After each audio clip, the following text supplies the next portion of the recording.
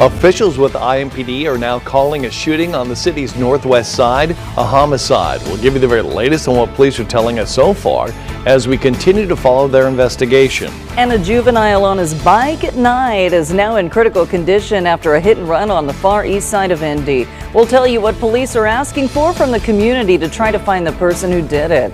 And coming up in your Top 5 at 5, the amazing smell of Airheads is heading toward your toes. We're going to tell you about the foot spray they're releasing this Halloween season. Speaking of feet, Fox 59 Morning News at 6 kicks off right now, or at 5. From Central Indiana's #1 news source, this is Fox 59 Morning News at 5. You panicked there at home, didn't you? You thought it was 6. Oh, I got excited. Okay. Hey, getting up early isn't usually fun, but Nintendo is looking to change that. The video game giant has unveiled a new alarm clock. Check it out. It's called Alarmo Clevero. It uses a built-in motion sensor, which means you can snooze it with a gesture or stop it by actually getting out of bed. Users can wake up to sounds and songs from various Nintendo games like Super Mario and Zelda. The $100 clock can also track your movement at night and then play sleepy sounds to help you fall asleep. Oh my gosh. I like Zelda music. I don't remember what Zelda music sounds like. And you know what else I like? It's calming. Tetris. I like the music on Tetris. Tetris is not calming. It's good. I like the pinball noises. Ding, ding, ding, ding, ding, ding, ding, ding. Kind of like how our brains go when we have some. Oh my God. It's Friday. Way to go, team. Way to go, team. Good morning. Yeah. That's all I got. That's it? Yeah, he's done. How's the weather? Is it good? I heard your earlier forecast. It's awesome. Oh. It's really Is it the nice. same this time? It is Or the did the same. weather change? No, changed. I don't think anything changed. If anything really did, sometimes Mother Nature tries to keep me on my toes, but we've been dealing with most of the same here, and I have no problems with that. It is 5:02. Good morning as you wake up with us here. Temperatures are in the 50s, 53 degrees at the Indianapolis International Airport at the top of the hour. Dew point of 41, east-southeast wind at 3 miles per hour. Guardian radar quiet as can be, and it is going to stay that way. We do have a few clouds going up to our north in Michigan and in Wisconsin and places west. Could get a few clouds filtering in and out, but I think most of us are going to be A-OK today. Your bus stop / going to work / school forecast, not bad. It's one of those times where you'll need the light jacket when you head out the door. And then it's shorts weather still, because we'll have high temperatures again right around 80 degrees, and we're going to have abundantly sunny skies. We'll have that warm weekend start here, followed by one small rain chance this weekend, I should say, with a cold front that's going to give us our coolest air of the fall so far. Lots to break down, and we'll do just that in a bit here, guys. Thank you, Ethan. It's 5:03 and at least a dozen are dead after Hurricane Milton. It's multiple tornadoes and dangerous winds. Yeah, those winds were strong enough to rip the roof right off of Tropicana Field, home to the Tampa Bay Rays. Also, about 10,000 first responders were on standby inside this baseball stadium when the winds took over. Thankfully, no injuries or deaths were reported there. A few blocks away, a crane collapsed into one of the tallest residential buildings on Florida's west coast. And in Tampa, near the International Mall, the entire facade of a garage also collapsed. Those who rode out the storm described the moment, saying that their world began changing around them. It came down.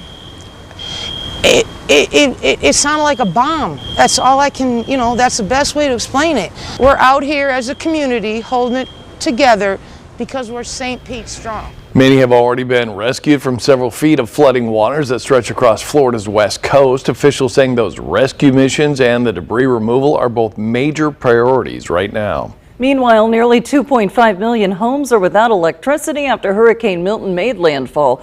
Energy providers are still working to get the power back on, which is why Indiana and Michigan Power has sent nearly 500 crew members to Florida. They're line workers, fleet technicians, tree trimming experts, and safety support staff will work 16-hour days repairing and replacing power poles, power lines, and if needed, rebuilding portions of the electrical system. And that is not all. Volunteers from all over Indiana are answering the call. We know roughly 50 Hoosiers with the Red Cross are helping with relief efforts. Indiana Task Force 1 was reassigned to Central Florida after spending nearly 2 weeks responding to Hurricane Helene. And 400 National Guard members entered the Sunshine State to remove massive piles of debris. What that means is we'll have the equipment and the personnel that can open up the roads. And by that, it's basically taking out the bulldozers, taking out the backhoe loaders, the skid steers. 12 airmen were deployed to North Carolina for recovery efforts after Helene as well, and they will be staying there for the time being. We'll bring you updates on the local groups helping hurricane survivors, both on air and online, as they become available.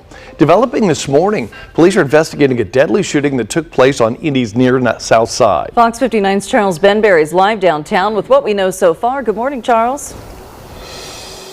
Hey, Lindy, good morning. Police were not able to give us a lot of information about the shooting last night, but they do ask the public for their help in finding the shooter who killed one person yesterday. Now, the information we do know so far is that police were called just after 11 o'clock yesterday to the 300 block of Park Haven Way. Again, that is just south of Garfield Park. When officers arrived, they found an adult male suffering from gunshot wounds. The victim was taken to the hospital, but later died. As for any suspect information, police say they don't have much to go on right now. Don't have anything right now at all. I'm quite sure that that's what they'll be looking for, is if anybody heard or saw anything, camera footage, did anybody hear any noises, if they heard gunshots or anything like that. Well, police ask anyone with information about last night's shooting to give them a call. That number, 317-327-3475. You can always remain anonymous as well by calling Crime Stoppers. That number, 317-262-TIPS. In downtown Indianapolis this morning, Charles Benberry, Fox 59 News. Thanks, Charles. And new this morning, we're following a hit and run on Indy's Far East Side that led to a male juvenile getting rushed to the hospital in critical condition. This happened just before 10 p.m. yesterday on Cumberland Road. Officers telling us the juvenile was riding his bike on the edge of the roadway. That's when a vehicle heading southbound struck the bike, leaving the boy severely injured. The driver who hit the juvenile then left the scene. Police are asking if anyone has video of what happened or if anybody just saw something. So if you know something about the incident, you're asked to call police, or if you wish to remain anonymous again, you can always call Crime Stoppers. An Indianapolis man sitting in jail accused of hitting people during a police chase. It happened yesterday afternoon in Boone County. Lebanon police say they tried to pull over Christian Brown in a stolen vehicle, but he sped off. Police say Brown drove to a dead end, made a U-turn, and drove at officers, hitting 2 police cars. Brown sideswiped another car before officers cornered him near the interstate. Brown is now in the Boone County Jail on 4 felony charges. The 2 officers injured during the chase have been released from the hospital. In a Fox 59 update now, the defense in the Delphi double murders case wants to call Kagan Klein as a witness in next week's trial. Klein is the man behind an online persona that preyed on underage girls. He was sentenced to 43 years in prison after pleading guilty in a separate child exploitation case. That profile contacted Libby German the night before she and Abby Williams were killed. The teens were found dead in Delphi in 2017, but keep in mind Klein has never been named a suspect in the Delphi case. In a motion filed yesterday, the defense confirms it plans to call Klein to the stand at the trial of Richard Allen. Jury selection in Allen's trial is actually scheduled to start Monday, and that'll be in Allen County. Professionals with IU Health say now's the time for Hoosiers to start thinking about vaccinations. Our Anna Darling will be in the studio breaking down what we know from local health officials and the CDC coming up. Plus, the FDA approving a new set of headphones from Apple. We'll tell you more about how they're being used as over-the-counter hearing aids after the break. Ethan? It's going to be cool. I might have to purchase one of those. You're not going to need any sort of umbrella. Our Keller & Keller umbrella forecast, zero, zilch, nada. And that'll be the story for the most of the weekend. We do have one rain chance, though. It's a small one. The forecast coming up.